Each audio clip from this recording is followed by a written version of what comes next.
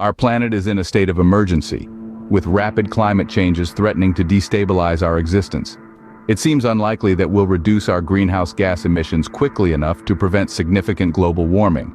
The prospect of reaching irreversible environmental tipping points is real, which could result in the destruction of natural ecosystems and the very fabric of our civilization. Instead, many of the world leaders, and at best a response from the fossil fuel industry with tepidity, have been responding to the pleas of top scientists, activists, and a vocal generation of young people, driven by a ravenous chase for quick profit and personal gain, throwing sustainability to the wind. This has, of course, engendered a general sense of despair and futility among most, and particularly the younger generation who, for the first time since the Great Depression, now find themselves quaking on the edge of the abyss of existential dread, and even have begun considering if it is ethical to bring children into the world, teetering on the edge of an ecological collapse. However, this narrative of inevitable doom is not the whole story. There are reasons for optimism, as evidenced by positive developments and innovative solutions emerging globally. In this video, we will unveil some of these advancements and outline a viable path toward achieving our collective climate objectives. Stick around till the end because we've got the recipe to avoid turning our planet into a giant pizza oven. Before we dive into the next part of our video, welcome to Edutainment, where we believe knowledge is power. Please consider subscribing to our channel. Let's address some of the most alarming aspects of climate change head-on. While it's true that climate change presents a grave existential risk, and the notion of an apocalypse is widely circulated, scientific findings offer a more nuanced perspective. Since the industrial era, the global average temperature has risen by 1.2 degrees Celsius. Although surpassing the 1.5-degree target of the Paris Agreement seems inevitable, increasingly we are seeing warming on levels that we haven't seen before. Hot places will get hotter, wet places wetter, and the risk and strength of extreme weather events will increase significantly. Warming of more than 2 degrees makes it all more extreme. The extreme weather events are becoming more common, and more ecosystems are going under major pressure. Some will not survive. At 3 degrees, it will become increasingly hard in huge parts of the Earth, especially those in developing countries. Heat waves are going to be one of the major global troubles.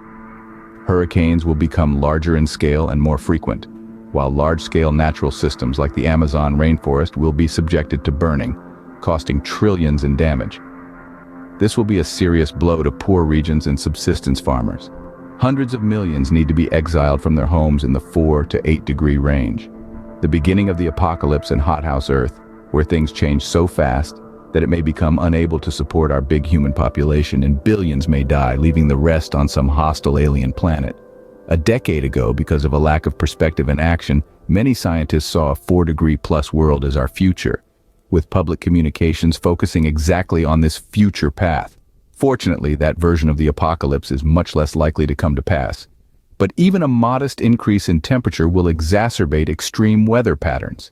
Scenarios predicting the total collapse of natural systems and widespread human calamity, particularly at warming levels beyond 3 degrees Celsius, are now considered less likely, so all hope is not lost. Recent progress suggests that, with current climate policies, we might limit warming to around 3 degrees Celsius by the century's end. While far from ideal, this projection is an improvement over previous, more catastrophic forecasts.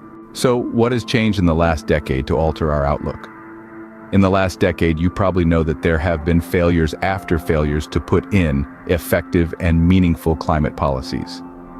This resulted in a lost decade with no improvements, leaving people despaired and no hope for the future. However, contrary to the narrative of failure in climate action, there have been significant strides in technology and global cooperation. Coal burning has slowed down or leveled off in some developing countries, such as India and China, but on the other hand, rose in rich countries, such as the UK and the US. Since 2015, 3/4 of the planned coal plants have been cancelled, and 44 countries have committed to stopping them, which signifies a major shift. Renewable energy sources like wind and solar have become increasingly cost-effective, leading to a surge in their adoption. It's like we've flipped the script from coal is cool to renewables rule. Solar energy is now 10 times less expensive than other fossil-burning fuel. This transformation extends beyond the energy sector. Innovations in electric transportation, energy-efficient lighting such as LED light bulbs, which are 10 times more efficient than the old incandescent light bulbs, and sustainable manufacturing are contributing to a decrease in carbon emissions without compromising economic growth. In the electric car industry, a total of 14% of all new cars sold in 2022 were electric, up from around 9% in 2021 and less than 5% in 2020.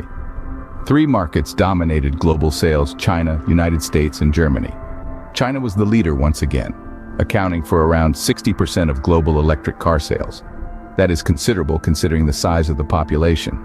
In fact, many countries have demonstrated that it's possible to decouple economic development from carbon emissions.